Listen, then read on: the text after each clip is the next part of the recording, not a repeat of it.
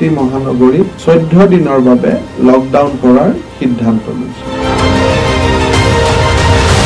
লকডাউনটো যদি ভায়োলেশ্যন কৰে আইনৰ যিটো মিউজিক এইটো ভায়োলেটৰসকলে শুনিবলৈ পাব।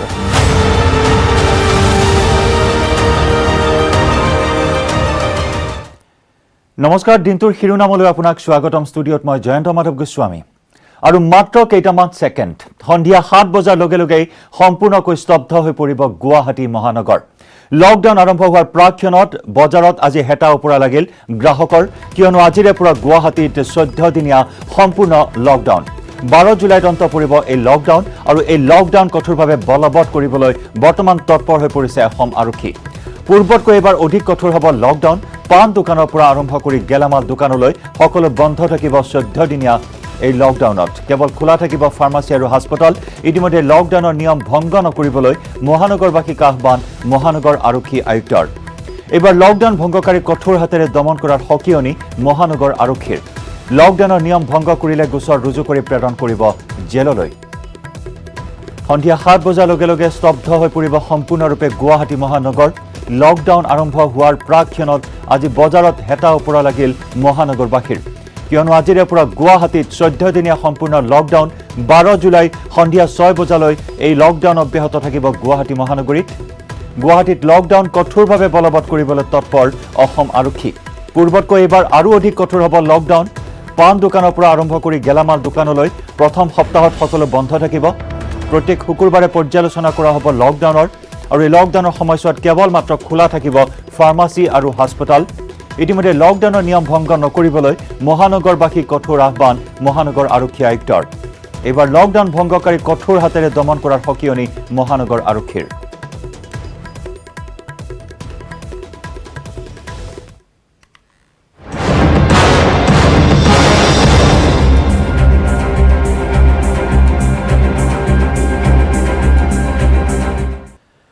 আৰু ইফালে লকডাউনৰ গইনালৈ হঠাৎ মহানগৰীৰ বজাৰত অভাৱনীয় মূল্য বৃদ্ধি।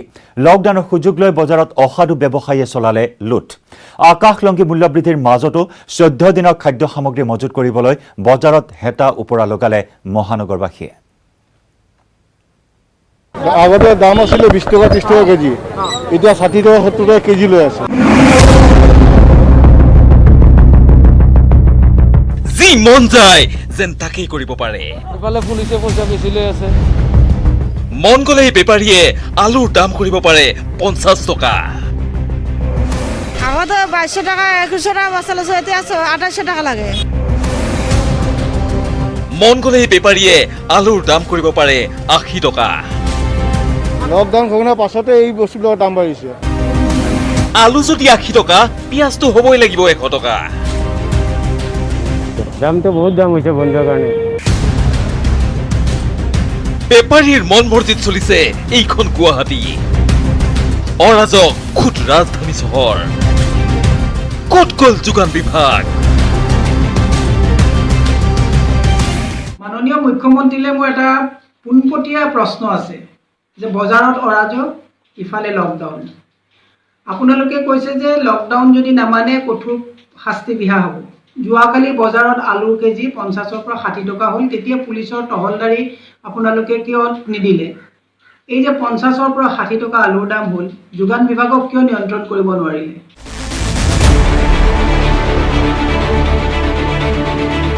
মাত্ৰ দুদিন আগতে আলু পিঁয়াজৰ দাম 30ৰ তলত আছিল। লকডাউন ঘোষণা হ'ল কি নহ'ল, আলু পিঁয়াজকে ধৰি সকলো প্ৰয়োজনীয় সামগ্ৰীৰ কৃত্ৰিম নাটনি সৃষ্টি কৰি মহানগৰীৰ প্ৰায় সংখ্যক বেপাৰীয়ে চলালে মুকলি লুটপাট। বেপাৰীক মুকলি লুটপাট চলাবলৈ দি বিগত দুদিনে নাক ঘুৰঘুৰাই শুই থাকিল যোগান বিভাগ। শাক পাচলিৰ ক্ষেত্ৰতো একেই আকাশলংঘী দাম। ব্যৱসায়ীয়েও দিলে দাম বৃদ্ধিৰ যুক্তি।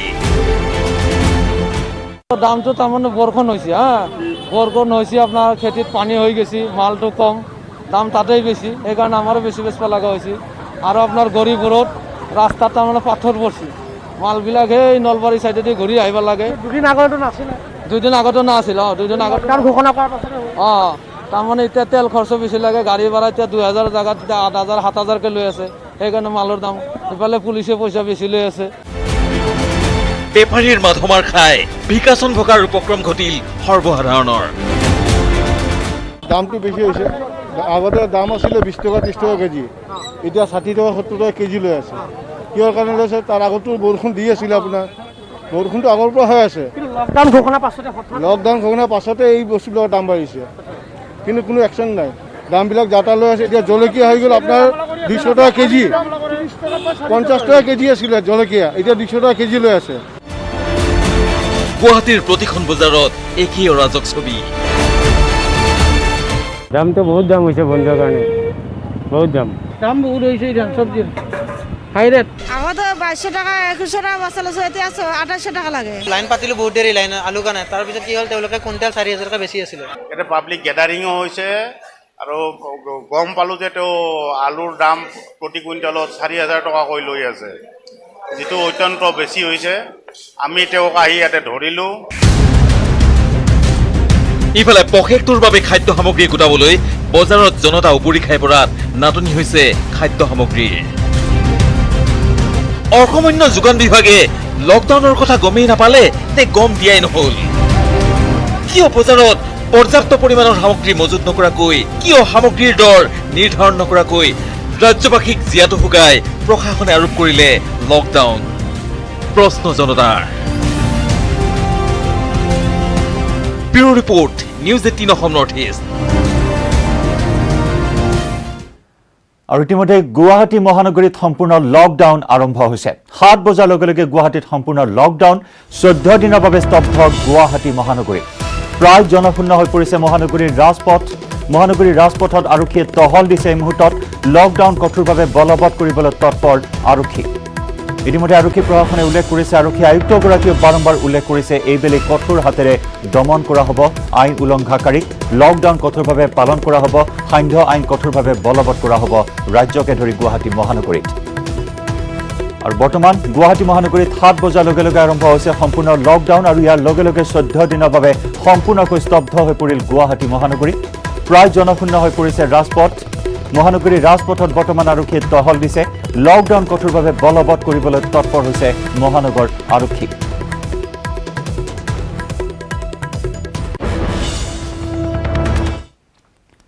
টিহুত বিধায়ক পবিন্দ্ৰ ডেকাক ঘেৰাও। টিহু উত্তৰাঞ্চল ৰঙালী বিহু সন্মিলন আৰু ৰাইজে ঘেৰাও কৰে ডেকাক। টিহু ফিডাৰ পথৰ গাঁতৰ মেৰামতি নকৰাক লৈ প্ৰতিবাদ সাব্যস্ত কৰে ৰাইজে। পবিন্দ্ৰ ডেকাৰ আশীৰ্বাদ পুষ্ট লোকৰ বিৰুদ্ধে লুণ্ঠন ৰাজৰ অভিযোগ উত্থাপিত হয়। পথ মেৰামতিৰ নামত ধন আত্মসাৎ কৰিছে পবিন্দ্ৰ ডেকাৰ ঘনিষ্ঠই, আৰু এই অভিযোগেৰে সাব্যস্ত কৰে টিহুত বিধায়ক পবিন্দ্ৰ ডেকাৰ ঘৰ। পবিন্দ্ৰ ডেকাক ঘেৰাও কৰা হয়। টিহু উত্তৰাঞ্চল ৰঙালী বিহু সন্মিলন আৰু ৰাইজে ঘেৰাও কৰে ডেকাক। টিহু ফিডাৰ পথৰ গাঁতৰ মেৰামতি নকৰাক লৈ এই প্ৰতিবাদ সাব্যস্ত কৰে। পবিন্দ্ৰ ডেকাৰ আশীৰ্বাদ পুষ্ট লোকৰ বিৰুদ্ধে লুণ্ঠন ৰাজৰ অভিযোগ উত্থাপন কৰি ৰাইজ ক্ষোভিত হৈ পৰে। পথ মেৰামতিৰ নামত ধন আত্মসাৎ কৰিছে পবিন্দ্ৰ ডেকাৰ ঘনিষ্ঠই।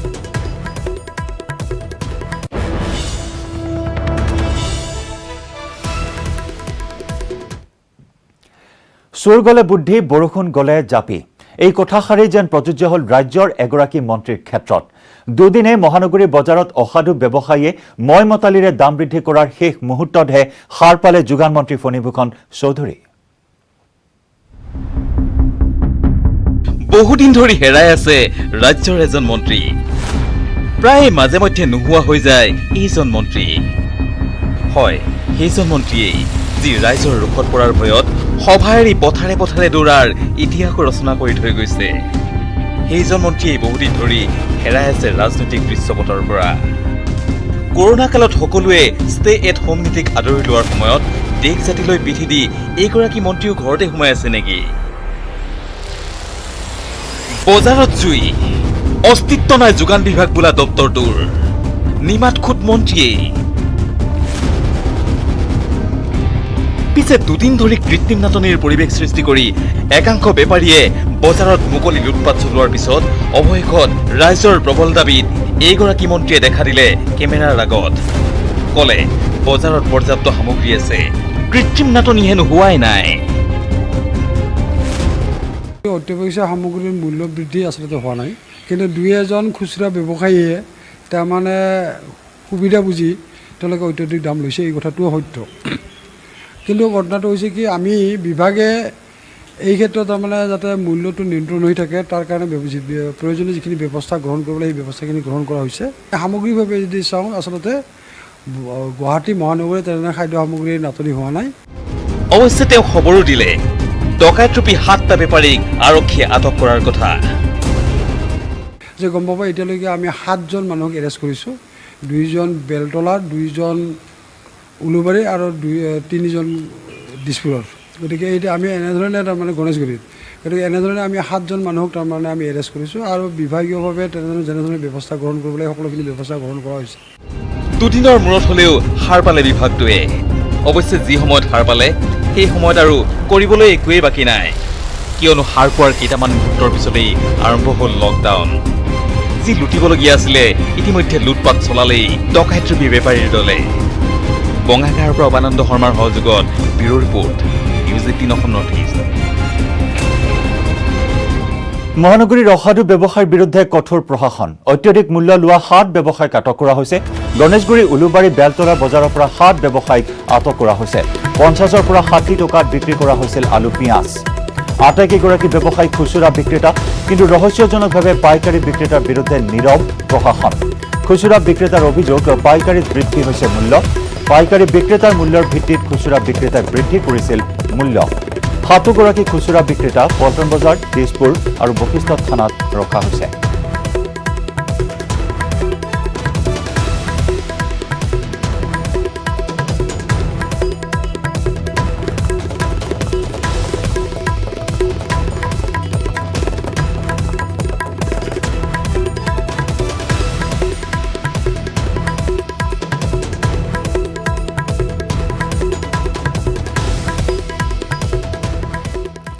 সামাজিক দূৰত্ব নামানি গুৱাহাটীৰ বজাৰত হেতা ওপৰা গ্ৰাহকৰ। 14 দিনৰ বাবে খাদ্য সামগ্ৰী মজুত কৰিবলৈ একাংশই ভৰিৰে মোহাৰিলে চৰকাৰ প্ৰশাসনৰ নিয়ম। লকডাউনৰ বাবে গণসংক্ৰমণৰ আশংকাকো যেন পাহৰি গৈছে একাংশ লোকে। আজি সন্ধিয়াৰ পৰা ঘৰ সোমাব লাগিব। সোমোৱা মানে পকেটটোলৈ সোমোৱা। ওলালেই বোলে ৰঙা চকুৱাই দেখুৱাব সৌকাৰ ভয়।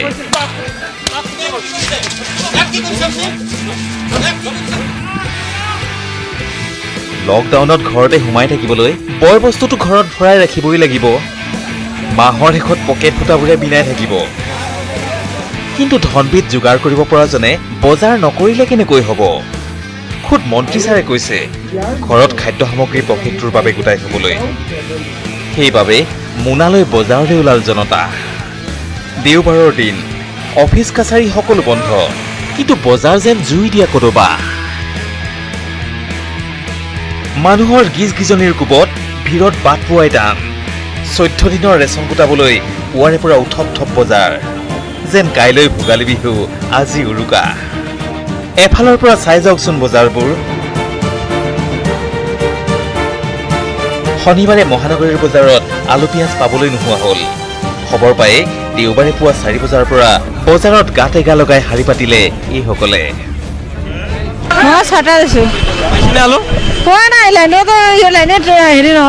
এই লকডাউনৰ সুযোগ লৈ ব্যৱসায়ীখিনিয়ে দ্বিগুণ দাম কৰিছে। আলুৰ দাম, পিঁয়াজৰ দাম, চব্জিৰ দাম 2 গুণ 3 গুণ কৰি দিছে সুযোগ লৈ। কিন্তু বহুতৰ আলু আগৰে ষ্টক আছিল, তথাপি দাম বঢ়াইছে। এয়া মহানগৰীৰ লখৰাৰ কেন্দ্ৰীয় কাৰাগাৰৰ সন্মুখৰ বজাৰ।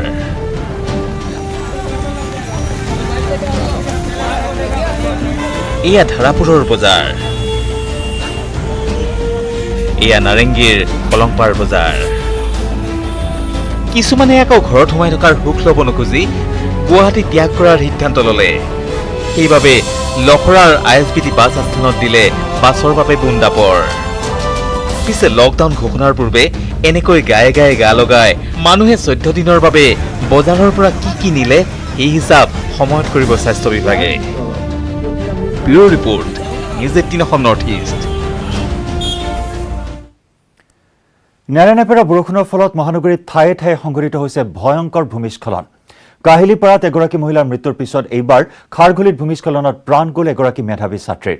পুৱাই পাহাৰৰ মাটি খহি পৰাত অকাল মৃত্যুক আঁকোৱালি ল'লে মেধাৱী প্ৰিয়ংকা বড়ো নামৰ ছাত্ৰীগৰাকীয়ে। পিন্ধাই আৰু জোতাৰ মালাও পিন্ধাই গালি গালাজো দিয়ে। কিন্তু মই টেবলেট খাই লৈছোঁ, যিমান গালি দিলে সহ্য কৰিব পাৰিম। কিন্তু কোনে আৰু কিয় ক'লে এই কথা? চাওক এনেকুৱা এটা ডিজাষ্টাৰ হোৱাৰ পাছত ৰাইজৰ মনত অলপ ক্ষোভ আহিছে, মই কোনো বেয়া পোৱা নাই। ৰাইজে ফুলৰ মালাও পিন্ধাই, কেতিয়াবা আমাৰ ফুলৰ মালাও পাওঁ, জোতাৰ মালাও পিন্ধাই, কেতিয়াবা জোতাৰ মালাও পাওঁ, গালি গালাজো দিয়ে। কিন্তু মই টেবলেট খাই লৈছো। এনেকুৱা এটা টেবলেট ওলাইছে যিটো টেবলেট মই খাই লৈছো, যিমান গালি দিলেও সহ্য কৰিব পাৰিম। যিটো গালিটো মই সহ্য কৰিব পাৰো। আমি ৰাইজৰ কাম কৰি যাম। এই ৰাতি দিন মই ইয়াত কাম কৰি থাকিব পাৰিছো। এই মন্তব্য ডিব্ৰুগড়ৰ বিধায়ক প্ৰশান্ত ফুকনৰ। এনেকুৱা এটা ডিজাষ্টাৰ হোৱাৰ পাছত ৰাইজৰ মনত অলপ ক্ষোভ আহিছে, মই কোনো বেয়া পোৱা নাই। চাওক আমাৰ ৰাজনৈতিক ব্যক্তি কেতিয়াবা আমাৰ ফুলৰ মালাও পাওঁ, আমি কেতিয়াবা জোতাৰ মালাও পাওঁ, সেইটো লৈ মই ইমান চিন্তা কৰা নাই। কিন্তু মই জানিছোঁ যে এইখিনি কথা আমাৰ ৰাইজক, সেইকাৰণে মই এনেকুৱা এটা টেবলেট ওলাইছে যিটো টেবলেট মই খাই লৈছোঁ, যাতে আমি এই যিটো গালিটো মই সহ্য কৰিব পাৰোঁ। আৰু গালিটো সহ্য কৰিব পাৰিছোঁ কাৰণে আজি হয়তো এই ৰাতি দিন মই ইয়াত কাম কৰি থাকিব পাৰিছোঁ। শেহতীয়াকৈ ডিব্ৰুগড়ৰ বান পৰিস্থিতিয়ে ধাৰণ কৰিছে ভয়াৱহ ৰূপ। হঠাৎ জমা হোৱা চহৰৰ পানীয়ে দুৰ্বিষহ কৰি তুলিছে ডিব্ৰুগড়বাসীৰ জীৱন। ৰাইজে প্ৰশাসন তথা জনপ্ৰতিনিধিক জগৰীয়া কৰাৰ সময়তে ৰাইজৰ ক্ষোভ স্বাভাৱিক বুলি মন্তব্য কৰে বিধায়ক প্ৰশান্ত ফুকনে। আমিতো যিমান ডিজাষ্টাৰৰ ভিতৰত যিখিনি কাম কৰিবলগীয়া আছে, এতিয়া প্ৰায় আমাৰ যিমান জেগাত আছে প্ৰায় 16টাতকৈ অধিক পাম্প আমি বিভিন্ন জেগাত চলাই আছোঁ। 16টা সব ডিপাৰ্টমেণ্ট, কোনো মানুহ 24/7 চবেই কামত লাগি আছে। ইফালে চহৰখনৰ বান পৰিস্থিতিক নিয়ন্ত্ৰণ কৰিবৰ বাবে তৎপৰতা গ্ৰহণ কৰা বুলি দাবী কৰে বিধায়কগৰাকীয়ে।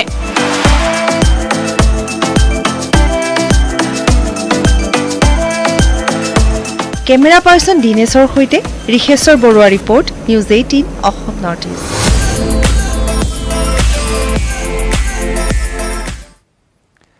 শাসকীয় দলৰ লগতে বিৰোধী কংগ্ৰেছ সাজু হৈছে 2021 চনৰ নিৰ্বাচনলৈ।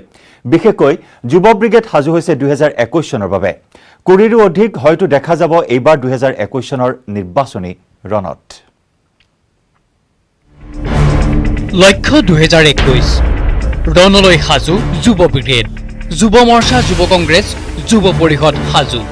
2021 নিৰ্বাচনী যুঁজলৈ সাজু হৈছে প্ৰতিটো ৰাজনৈতিক দল। নিৰ্বাচনী তৎপৰতা কৰোনা সংকটৰ মাজতে অব্যাহত ৰাখিছে ৰাজনৈতিক দলৰ যুৱ ব্ৰিগেডেও। বিজেপি যুৱ মৰ্চাৰ তৰংগ গগৈ নাহৰকটীয়াৰ বাবে সাজু। তৰংগ গগৈৰ বাবে প্ৰত্যাহ্বান হ'ব পাৰে বিকুল ডেকা, ৰঞ্জিত বৰুৱা। টিকট প্ৰত্যাশী ৰাজেন গোহাঁইৰ পুত্ৰ নগাঁৱৰ সদৰৰ পৰা নবাৰুণ বৰগোহাঁই। সমষ্টিটোত নবাৰুণ বৰগোহাঁইৰ সন্মুখত প্ৰত্যাহ্বান ৰূপক শৰ্মা। শিৱসাগৰ সদৰত টিকট প্ৰত্যাশী যুৱ নেত্ৰী লাকি গগৈ। পলাশবাৰী সমষ্টিত টিকট বিচাৰিব বিজেপিৰ যুৱ মৰ্চাৰ হিমাংশু বৈশ্যই। হিমাংশু বৈশ্যৰ সন্মুখত প্ৰত্যাহ্বান বৰ্তমানৰ বিধায়ক প্ৰণৱ কলিতা আৰু বিজেপিৰ মুখপাত্ৰ হেমাংগ ঠাকুৰীয়া। মন্ত্ৰী চন্দ্ৰমোহন পাটোৱাৰী ধৰ্মপুৰ সমষ্টিৰ পৰা টিকট বিচাৰিব বিজেপিৰ যুৱ মৰ্চাৰ ৰাজ্যিক সভাপতি অনুপ বৰ্মনে। হাজো সমষ্টিত কুচকাৱাজ চলাইছে যুৱ নেতা নিবাৰণ লহকৰে। আনহাতে যুৱ কংগ্ৰেছো সাজু হৈছে 2021 নিৰ্বাচনলৈ। প্ৰায় 14জন যুৱ কংগ্ৰেছীয়ে টিকট বিচাৰিব 2021 নিৰ্বাচনত। যুৱ কংগ্ৰেছৰ ৰাজ্যিক সভাপতি কাটিগড়া সমষ্টিৰ টিকট প্ৰত্যাশী কামৰুল ইছলাম। আমগুৰিৰ পৰা টিকট বিচাৰিব যুৱ নেত্ৰী অংকিতা দত্তই। যুৱ কংগ্ৰেছী ৰাতুল পাটোৱাৰী ধৰ্মপুৰ সমষ্টিৰ টিকট প্ৰত্যাশী। শিৱসাগৰ সমষ্টিত টিকট প্ৰত্যাশী প্ৰশান্ত গগৈ। পূব গুৱাহাটী সমষ্টিত টিকট বিচাৰিব যুৱ কংগ্ৰেছী শান্তনু বৰাই। সোণাৰীত জুলু চেতিয়া। পূব বিলাসীপাৰাত নুৰ শফিকুল ৱাজিদ। নগাঁও সদৰত মৃণাল হাজৰিকা। শদিয়াত জিতু গগৈ, নাওবৈচাত জিতেন কলিতা। যুৱ কংগ্ৰেছী শিৱনাথ চেতিয়াই টিকট বিচাৰিব ডিগবৈত। বত্ৰদোৱাত অভিজিত বৰা। জোনাইত যুৱ কংগ্ৰেছী ৰণোজ পেগু, বাঘবৰত অভিযন্তা আব্দুল আজিজ। আৰু কালিদাস কামানে টিকট বিচাৰিব ঢকুৱাখানাৰ পৰা। বিজেপিৰ যুৱ মৰ্চা আৰু যুৱ কংগ্ৰেছৰ লগতে 2021 বাবে অসম গণ পৰিষদৰ ভাতৃ সংগঠন যুৱ পৰিষদো সাজু হৈছে নিৰ্বাচনলৈ। বিজেপিৰ যুৱ নেতা জয়ন্ত কুমাৰ দাসে কুচকাৱাজ চলাই থকা দিছপুৰ সমষ্টিত চকু যুৱ পৰিষদৰ 2 নেতা সুনীল ডেকা, তপন দাসৰ। গৌৰৱ গগৈৰ হাতত কলিয়াবৰ সংসদীয় সমষ্টিত পৰাজয় বৰণ কৰা মণিমাধৱ মহন্ত চামগুৰিৰ টিকট প্ৰত্যাশী। নাজিৰাত জিতু বুঢ়াগোহাঁই, শদিয়াত জ্যোতিমণি মৰাণ, বৰক্ষেত্ৰীত গুণমণি ভূঞা, চাবুৱাত পোনাকণ বৰুৱা, লাহৰীঘাটত গুলজাৰ হুছেইন, ধেমাজিত পৰমানন্দ সোণোৱালে টিকেট বিচৰাৰ সম্ভাৱনা। অৱশ্যে বিগ ব্ৰাদাৰ বিজেপিৰ ওপৰতে নিৰ্ভৰ কৰিব অগপৰ যুৱ নেতাসকলৰ ৰাজনৈতিক ভৱিষ্যত। এটা কথা ঠিক যে প্ৰত্যেকটো ৰাজনৈতিক দলে যদিহে যুৱচামক প্ৰক্ষেপ কৰে কিছু আকৰ্ষণীয় হ'ব 2021 ৰাজনৈতিক যুঁজ। Raju Baruah report, news 18 Assam north east. ৰাজ্যত হুৰাহুৰে বাঢ়িয়ে আছে কোভিড-19 আক্ৰান্ত লোকৰ সংখ্যা। কৰোনা আক্ৰান্ত বৃদ্ধিৰ লগে লগে বাঢ়িছে কণ্টেইনমেণ্ট জোনৰ সংখ্যাও। আৰু ইপিনে কৰোনা সংক্ৰমণ ৰোধৰ বাবে ঠায়ে ঠায়ে চেনিটাইজ কৰিলে প্ৰশাসনে। ৰাজ্যত দ্ৰুতগতিত বৃদ্ধি পাইছে কোভিড সংক্ৰমণ। ঘোষণা হৈছে ইটোৰ পিছত সিটো কণ্টেইনমেণ্ট জোন। ডিমৌত এজন 21 বছৰীয়া যুৱকৰ দেহত ধৰা পৰিছে কোভিড পজিটিভ। ডিমৌ বৰুৱা চাংমাইস্থিত কোৱাৰেণ্টাইন কেন্দ্ৰত আছিল যুৱকজন। 22 জুনত দিল্লীৰ পৰা অহা যুৱকজনৰ কোভিড পজিটিভ ধৰা পৰাৰ পিছতেই নিশাই ডিমৌ প্ৰশাসনে জয়সাগৰ অসামৰিক চিকিৎসালয়লৈ প্ৰেৰণ কৰে। শিৱসাগৰ নগৰৰ এগৰাকী মহিলাৰ দেহত কোভিড পজিটিভ ধৰা পৰাৰ পিছতে মহিলাগৰাকীৰ সংস্পৰ্শলৈ আহিব পৰা চহৰখনৰ 15টা পৰিয়ালৰ বাসগৃহ কণ্টেইনমেণ্ট জোন ঘোষণা কৰিছে প্ৰশাসনে। দিল্লীত থকা পুত্ৰৰ ওচৰৰ পৰা আহি হোম কোৱাৰেণ্টাইনত আছিল মহিলাগৰাকী। 8ম আৰক্ষী বাহিনীৰ অধিনায়ক অজাগৰণ বসুমতাৰীৰ দেহত ধৰা পৰিছে কোভিড-19।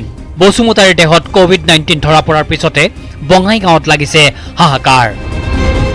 এইগৰাকী আৰক্ষী বিষয়াৰ সংস্পৰ্শলৈ অহা কেইবাগৰাকীও আৰক্ষী বিষয়া ইতিমধ্যে হোম কোৱাৰেণ্টাইন হোৱাৰ প্ৰস্তুতি চলাইছে আৰু তেওঁলোকৰ চাপসমূহ ইতিমধ্যে সংগ্ৰহ কৰাৰ প্ৰস্তুতি চলাইছে।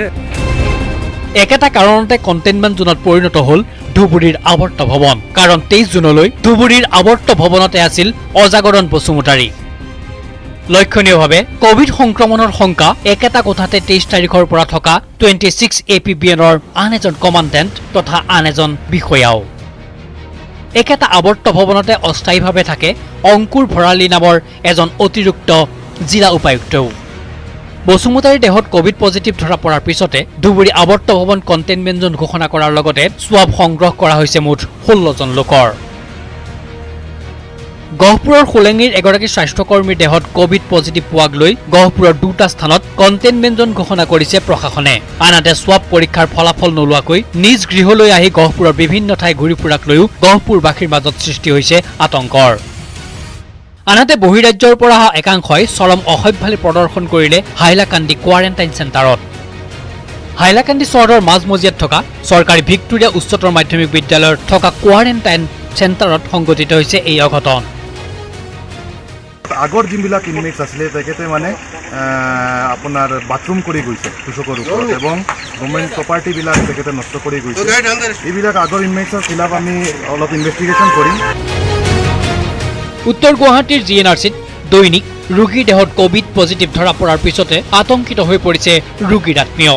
দেওবাৰৰ দিনটোলৈ চিকিৎসালয়খনত 6গৰাকীৰ দেহত কোভিড পজিটিভ পোৱাৰ পিছতো বিশেষ সতৰ্কতা অৱলম্বন কৰা নাই চিকিৎসালয়খনে। চিকিৎসালয়খন কণ্টেইনমেণ্ট জোন ঘোষণা নকৰাত চিকিৎসালয় কৰ্তৃপক্ষৰ বিৰুদ্ধে ক্ষোভ উজাৰিছে ৰোগীৰ আত্মীয় তথা স্থানীয় লোকসকলে। ভাৰত শিৰোমণি কালীচৰণ ব্ৰহ্ম বঁটাৰে বিভূষিত হৰেকৃষ্ণ মহন্ত আতাক লৈ চিন্তিত হৈ পৰিছে ভক্তসকল। কাৰণ ওদালগুৰি জিলাৰ উপায়ুক্তগৰাকী যোৱা 21 জুনত বৰংগাজুলি সত্ৰত গৈ পুত্ৰৰ জন্মদিন পালন কৰিছিল। 22 জুনত কোভিড পজিটিভ ধৰা পৰিছিল উপায়ুক্তগৰাকীৰ দেহত। তেখেতৰ নিচিনা ব্যক্তি এজনে এনেকৈ ভুল কৰাটো আমিও আচৰিত হৈ পৰিছোঁ। 29 গৰাকী গোটেই হৰেকৃষ্ণ মহন্ত আটাৰ সত্ৰাধিকাৰ হৰেকৃষ্ণ মহন্তৰ আটাৰ সৈতে আমি 29 গৰাকী ব্যক্তি আছিলে। প্ৰশ্ন উঠিছে 20 তাৰিখে স্বাব পৰীক্ষাৰ বাবে দি নিজে ঘৰত আছুতীয়াকৈ নাথাকি কিয় জিলা উপায়ুক্তগৰাকী গৈছিল বৰংগাজুলি সত্ৰলৈ? কিয় সামাজিক ব্যৱধান বিসৰ্জন দি কাষ চাপিছিল 96 বছৰীয়া আটাগৰাকীৰ? Bureau report, news 18 Assam north East. দিনটোৰ শিৰোনামৰ এই মুহূৰ্তৰ এটা ব্ৰেকিং নিউজ। ৰাজ্যত আৰু এজন কোভিড-19 আক্ৰান্ত ৰোগীৰ মৃত্যু। কোভিড-19ত আক্ৰান্ত হৈ মৃত্যু হেমাংগ মজুমদাৰৰ। মৃত হেমাংগ মজুমদাৰৰ ঘৰ মহানগৰীৰ খানাপাৰাত বুলি জানিব পৰা হৈছে। টুইটযোগে এই কথা সদৰি কৰে স্বাস্থ্যমন্ত্ৰী ডক্টৰ হিমন্ত বিশ্ব শৰ্মাই। GMCHত চিকিৎসাধীন হৈ আছিল লোকজন। সংকটজনক অৱস্থাত চিকিৎসালয়লৈ অনা হৈছিল লোকজনক।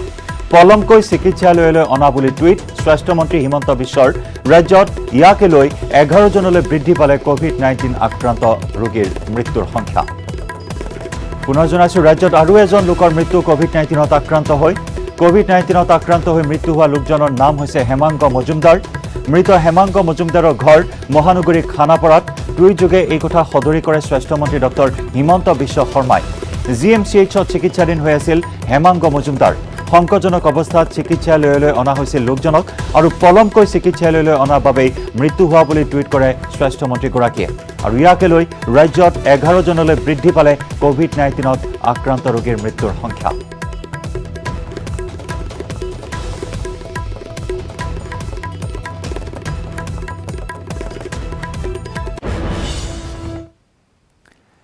পৰৱৰ্তী অংকলৈ যোৱাৰ পূৰ্বে দিনটোৰ শিৰোনামত পুনৰ লৈছো আন এটি চমু বাণিজ্যিক বিৰতি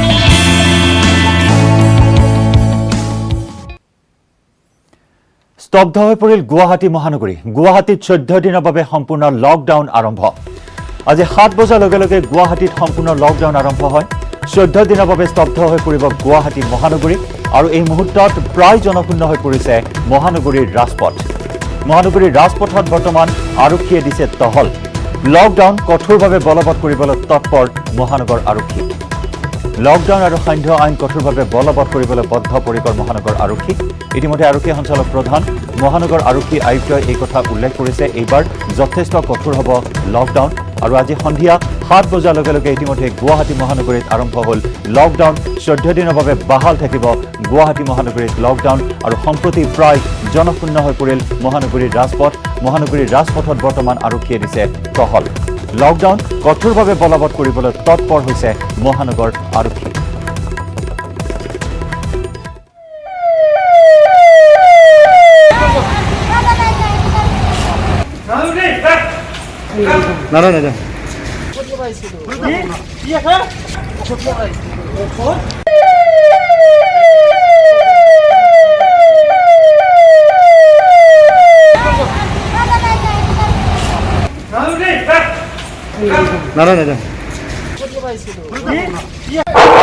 এটি বিশেষ ঘোষণা আজি সন্ধিয়া 7 বজাৰ লগে লগে সমগ্ৰ গুৱাহাটী মহানগৰীতে সান্ধ্য আইন বলবৎ হৈছে সেয়েহে সকলোকে নিজৰ নিজৰ গৃহত থাকিবৰ বাবে আহ্বান জনোৱা হ'ল আনহাতে আজি ৰাতি নিশা 9 বজাৰ পৰা সমগ্ৰ গুৱাহাটী মহানগৰীতে লকডাউন বলবৎ হ'ব এই লকডাউন অহা জুলাই মাহৰ 12 তাৰিখে নিশা 12 বজালৈ বলবৎ থাকিব এই লকডাউন সময়ছোৱাৰ ভিতৰত কোনো লোকে কোনো কাৰণতে কোনো দোকান পোহাৰ ব্যৱসায়িক প্ৰতিষ্ঠান আজি খুলিব নোৱাৰিব যিসকল লোকে ফাৰ্মাচীলৈ আহিব তেওঁলোকে লগত লেটেষ্ট প্ৰেছক্ৰিপশ্যন লৈ আহিব মুহূৰ্তত আমি লকডাউনৰ ছবিখন চাম সতীৰ্থ সাংবাদিক বলেন ভট্টাচাৰ্যৰ সৈতে আমি যোগাযোগ স্থাপন কৰিছো পোনপটীয়া সম্প্ৰচাৰত বলেন আকৌ নিতাল নিস্তব্ধ হৈ পৰিল গুৱাহাটী মহানগৰী 14 দিনৰ বাবে আকৌ সেই মাৰ্চ মাহৰ পৰিৱেশ 24 মাৰ্চৰ পৰিৱেশ গুৱাহাটীত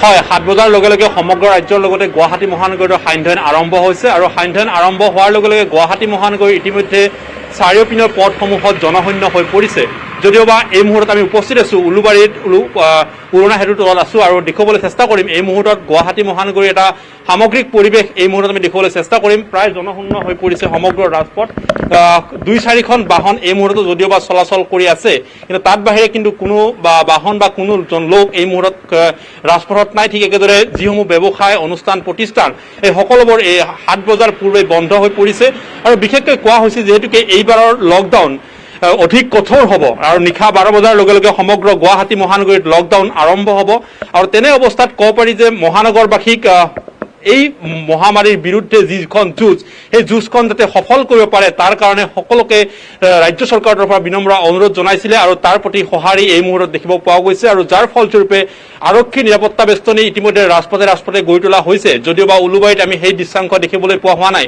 কিন্তু দেখিবলৈ পোৱা গৈছে খানাপাৰা আৰু বিশেষকৈ গণেশগুৰি জালুকবাৰী এই তিনিটা স্থানত ইতিমধ্যে অধিক কঠোৰ কৰি তোলা হৈছে আৰু সেই স্থানসমূহত জনসাধাৰণৰ সমাগম বা জনসাধাৰণ কোনো কাৰণতে বাহন লৈ হওক তেখেতসকলে বাহিৰলৈ আহিব নোৱাৰিব তেনেকুৱা ধৰণৰ ব্যৱস্থা গ্ৰহণ কৰা হৈছে য'ত দেখিছে তাতেই ফাইন আৰম্ভ কৰিছে তেখেতসকলে কিন্তু যিহেতুকে 12 বজাৰ পৰা সম্পূৰ্ণ লকডাউন আৰম্ভ হ'ব তাৰ প্ৰাকখনত আমি দেখিছোঁ যদিওবা সান্ধ্য আছে 2-4খন বাহন এই মুহূৰ্তত ৰাজপথত আছে আৰু তেনে বাহনসমূহ হয়তো জৰুৰীকালীন সেৱাৰ বাহন বা তেনেকুৱা ধৰণৰ একাংশ বাহন এই মুহূৰ্তত ৰাজপথত চলাচল কৰিছে অৰ্থাৎ ক'ব পাৰি যে আজিৰে পৰা সমগ্ৰ গুৱাহাটী মহানগৰ পুনৰ নিতাল নিস্তব্ধ হ'ব 14 দিনৰ বাবে আৰু 12 জুলাইলৈকে যিহেতুকে এই লকডাউন চলিব আৰু তেনে সময়ছোৱাত জনসাধাৰণৰ কিছু প্ৰত্যাহ্বানৰ সন্মুখীন হ'ব জনসাধাৰণ কিছু কষ্টত থাকিব লাগিব কিয়নো 14 দিনৰ তেখেতসকলে বজাৰ সমাৰ কৰিব লগা হৈছিলে আৰু এই সময়খিনিত আমি দেখিবলৈ পালো একাংশই যথেষ্ট সুবিধা সুযোগ গ্ৰহণ কৰিলে আৰু তাৰ মাজতো কিন্তু দেখিবলৈ পোৱা গৈছে জনসাধাৰণে কিন্তু অভূতপূৰ্বভাৱে সঁহাৰিও প্ৰদান কৰিছিল হয় ধন্যবাদ বলেন ধন্যবাদ জ্ঞাপন কৰিছোঁ এই মুহূৰ্তত আপোনাক আৰু জৰুৰীকালীন সেৱাৰ 2-এখন বাহনৰ বাহিৰে প্ৰায় জনশূন্য হৈ পৰিল গুৱাহাটী মহানগৰীৰ ৰাজপথ দেখুৱাইছে আমাৰ সতীৰ্থ সাংবাদিক বলেন ভট্টাচাৰ্যই আৰু 14 দিনৰ বাবে নিস্তব্ধ হৈ পৰিল গুৱাহাটী মহানগৰী আৰু কোনেও যাতে অকাৰণত গুৱাহাটীত প্ৰৱেশ কৰিব নোৱাৰে আৰু সেই প্ৰৱেশ স্থানসমূহত বৰ্তমান কটকটীয়া নিৰাপত্তা বেষ্টনী গঢ়ি তোলা হৈছে আৰক্ষীয়ে টহল দিছে প্ৰত্যেকটো গুৰুত্বপূৰ্ণ স্থানত গুৱাহাটী মহানগৰীত চৰকাৰী বা বেচৰকাৰী ব্যক্তিগত কোনো বাহনে চলাচল কৰিব নোৱাৰিব এই কঠোৰ লকডাউনত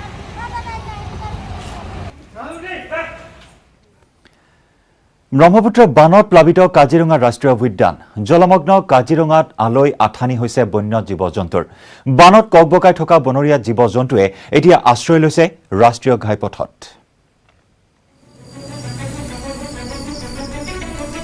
ব্ৰহ্মপুত্ৰৰ বানত প্লাবিত কাজিৰঙা ৰাষ্ট্ৰীয় উদ্যানৰ জীৱ জন্তুৰ আলৈ আঠানি ৰাষ্ট্ৰীয় ঘাইপথত পহু হাতী আদি জীৱ জন্তু পথ অতিক্ৰম কৰি থাপলি মেলিছে কাৰ্বি পাহাৰলৈ বন্যপ্ৰাণীয়ে ৰাষ্ট্ৰীয় পথ অতিক্ৰম কৰাৰ সময়ত একাংশ অবিবেচনী লোকে বাহন ৰখাই বন্যপ্ৰাণীৰ ফটো সংগ্ৰহ কৰি শংকিত কৰিছে জীৱ জন্তুসমূহক পথ অতিক্ৰম কৰাত বাধাৰ সৃষ্টি কৰাত প্ৰতিক্ৰিয়া ইফালে বানৰ মাজতে বাগৰি বনাঞ্চলত উদ্ধাৰ হয় এটা মৃত গড়ৰ দেহ উদ্যান কৰ্তৃপক্ষই গড়টোৰ স্বাভাৱিক মৃত্যু বুলি জনাইছে অক্ষত অৱস্থাত উদ্ধাৰ হয় খড়গটো শনিবাৰে সন্ধিয়াৰ পৰা কাজিৰঙাৰ ৩৭ নং ৰাষ্ট্ৰীয় ঘাইপথত টাইম কাৰ্ড প্ৰৱৰ্তনৰ ব্যৱস্থা কৰে বন বিভাগে উদ্যানখনৰ ৭৮টা বন শিবিৰ বানত প্লাবিত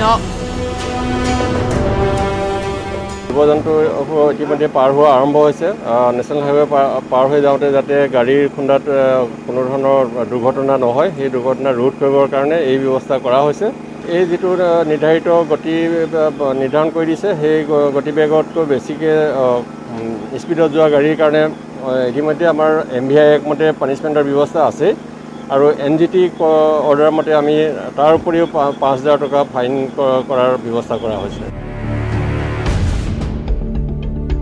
মাজুলীত উদ্ধাৰ এটা হৰিণা দক্ষিণ পাতত উদ্ধাৰ হয় হৰিণাটো ব্ৰহ্মপুত্ৰৰ বাঢ়নী পানীত উটি অহা হৰিণাটো উদ্ধাৰ কৰি ৰঘু দাস আৰু ধৰ্মেশ্বৰ দাস নামৰ লোক দুজনে পিছত হৰিণাটোক উদ্ধাৰ কৰি বন বিভাগৰ হাতত চমচাই দিয়া হয় আমি দক্ষিণ পাতৰ পৰা গৈ পিনে নদী ব্ৰহ্মপুত্ৰৰ পাৰত গৈ পিনে আমি মানে খৰি বিচাৰি গৈছিলোঁ খৰি বিচাৰি যোৱাত আমি ধাৰলৈ গ'লোঁ মেইন ধাৰত দেখিলোঁ এটা হৰিণা উটি আহিছে সেই হৰিণা উটি অহাৰ কাৰণে আমি হৰিণাটো ধৰি আনিলোঁ ধৰি আনি ফৰেষ্ট ডিপাৰ্টমেণ্টক আৰু পুলিচ প্ৰশাসন ও সাংবাদিকক লগত লৈ আমি হৰিণাটো চমজাই দিলোঁ হোজাই থেপেলাগুৰি সংৰক্ষিত বনাঞ্চলতো বানৰ সংহাৰী ৰূপ দিশহৰা হৈ পৰিছে বন্যহস্তীও নিৰাপদ স্থানলৈ ঢাপলি মেলিছে জাকে জাকে হাতী কাজিৰঙাৰ পৰা বিতুপন বৰা মাজুলীৰ পৰা সঞ্জিত সম্বৰা আৰু হোজাইৰ পৰা Pranab Sharma news 18 Assam north east আজি প্ৰধানমন্ত্ৰী নৰেন্দ্ৰ মোদীৰ ৬৬ সংখ্যক মন কী বাত আজি মন কী বাতত প্ৰধানমন্ত্ৰী মোদীয়ে ক'লে অসমৰ ৰজনী নামৰ লোকজনৰ চীনা সামগ্ৰী বৰ্জনৰ অংগীকাৰেৰে প্ৰধানমন্ত্ৰীলৈ লিখা পত্ৰৰ কথা লগতে মোদীয়ে ক'লে অৰুণাচলৰ চিয়াং ভেলীৰ এখন গাঁৱৰ কৰোনাৰ বিৰুদ্ধে দিয়া যুঁজৰ কথাও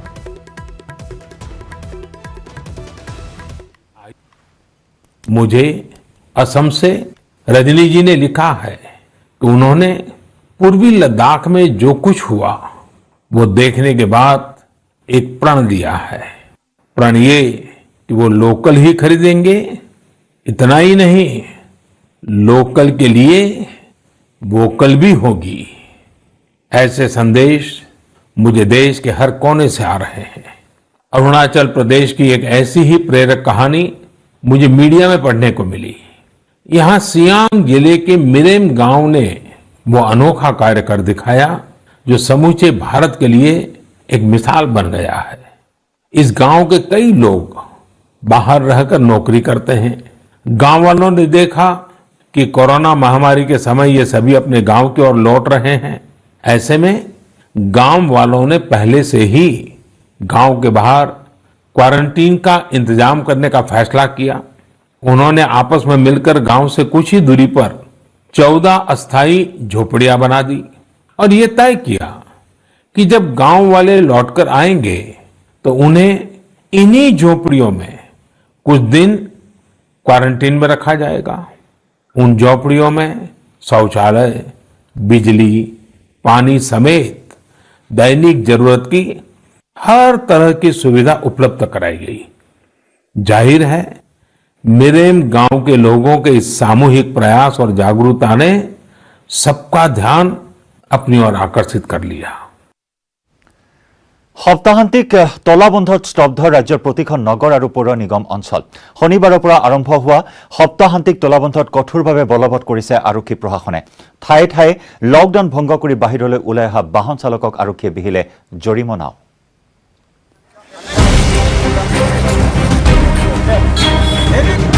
ৰাজ্যজুৰি নগৰ চহৰ পৌৰ নিগম অঞ্চলত সপ্তাহান্তিক লকডাউন।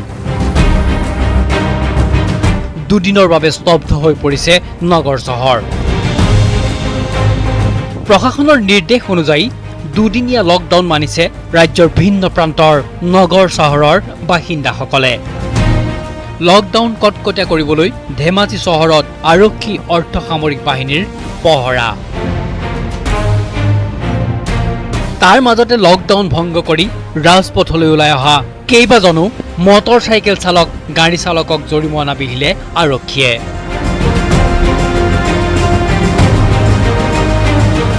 এই মুহূৰ্তত আমি উপস্থিত আছোঁ ধেমাজি নগৰৰ মাজমজিয়াত আৰু ধেমাজি নগৰৰ মাজমজিয়াত উপস্থিত আছোঁ। ধেমাজি নগৰৰ আমি এটা পৰিৱেশ দেখুৱাব চেষ্টা কৰিছোঁ, যিহেতু ইতিমধ্যে যিটো দোকান পোহাৰসমূহ যিহেতু বন্ধ আছে, সম্পূৰ্ণভাৱে বন্ধ আছে, কিন্তু দুই এজন যিহেতু লোকে যিটো আইন অমান্য কৰি এতিয়াও কিন্তু ধেমাজি ৰাজপথত ঘূৰি থকা পৰিলক্ষিত হৈছে। দুদিনীয়া লকডাউনত সম্পূৰ্ণৰূপে স্তব্ধ গোলাঘাট চহৰ। বন্ধ সকলো দোকান পোহাৰ। এই সুযোগতে নিৰ্জন চহৰখনৰ অলিয়ে গলিয়ে চেনিটাইজ কৰে জৰুৰীকালীন বিভাগৰ লোকে। যি গোলাঘাটতো দেখা পোৱা গৈছে, যি সাপ্তাহিক দুদিনীয়া বন্ধ ঘোষণা কৰিছিলে চৰকাৰে, তাৰ পূৰ্ণ সহায় জনাইছে গোলাঘাটবাসী ৰাইজে। সমগ্ৰ অসমৰ লগতে গোলাঘাটতো দেখা পোৱা গৈছে সম্পূৰ্ণৰূপে এই বন্ধ মানি চলিছে গোলাঘাটবাসী ৰাইজে। দুদিনীয়া লকডাউন সম্পূৰ্ণৰূপে মানিছে মঙলদৈ পৌৰসভাৰ 10টা ৱাৰ্ডে।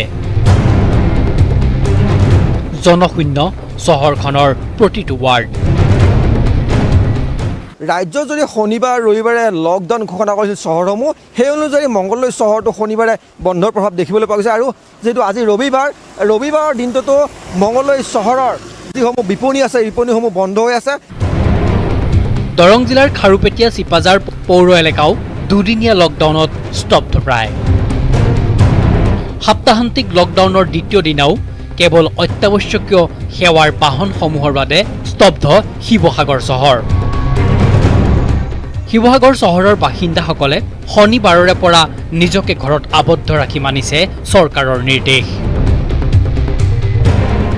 ৰাজ্য চৰকাৰে প্ৰতি সপ্তাহৰ শনি আৰু দেওবাৰে যি দুদিনীয়া লকডাউন ঘোষণা কৰিছিল, তাৰ প্ৰেক্ষিতত কালি শনিবাৰৰ দিনটোত সমগ্ৰ শিৱসাগৰ নগৰৰ 14টা ৱাৰ্ডত লকডাউন সম্পূৰ্ণ আছিল। জনসাধাৰণে এই লকডাউনৰ প্ৰতি পূৰ্ণ সঁহাৰি আগবঢ়াইছিল। আৰু আজি দ্বিতীয়টো দিন, আজি দেওবাৰৰ দিনটোতো আমি পুৱাৰ পৰা প্ৰত্যক্ষ কৰিছোঁ যে শিৱসাগৰৰ 14টা ৱাৰ্ডৰ জনসাধাৰণে এই লকডাউনৰ প্ৰতি সহযোগিতা আগবঢ়াইছে।